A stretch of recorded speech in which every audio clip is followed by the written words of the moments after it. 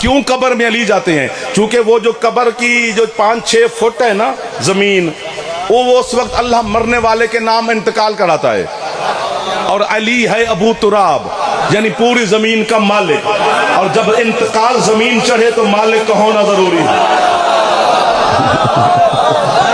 واہ واہ واہ واہ، ایک باری ہاتھ اونچے ہے غریب،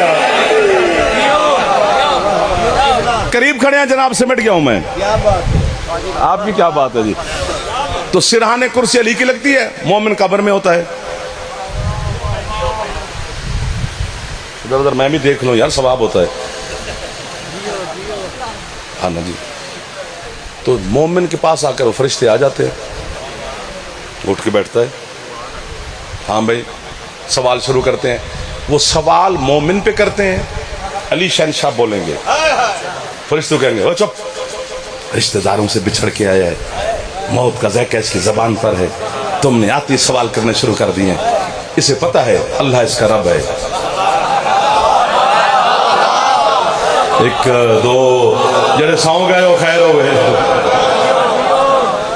وہ پوچھے گا نا من ربوں کا، رب کون ہے؟ تو علی فرمائیں گے اسے پتہ ہے کہ اللہ جل شانہ اس کا رب ہے۔ وہ کہیں گے من نبیوں کا، علی فرمائیں گے پہلے تمہیں میں نے کہا کہ نہ ڈانٹو اسے، اسے پتہ ہے محمد مصطفیٰ اس کا نبی ہے۔ آپ کی کیا بات ہے؟ یہ ضروری نہیں کہ بندہ کو 70-80 ہزار دا سوٹ پاوے تو پھر علی سمجھے جاؤں ہے۔ ہاں، علی ملنگ کی سمجھ میں زیادہ جلدی آ جاتا ہے، جو گلی میں چلتا پھرتا رہتا ہے۔ جڑے بڑے بندے ہوندے نا آئے میں آکڑے رہندے نے۔ شعور جو ہے نا وہ اللہ عطا کرتا ہے۔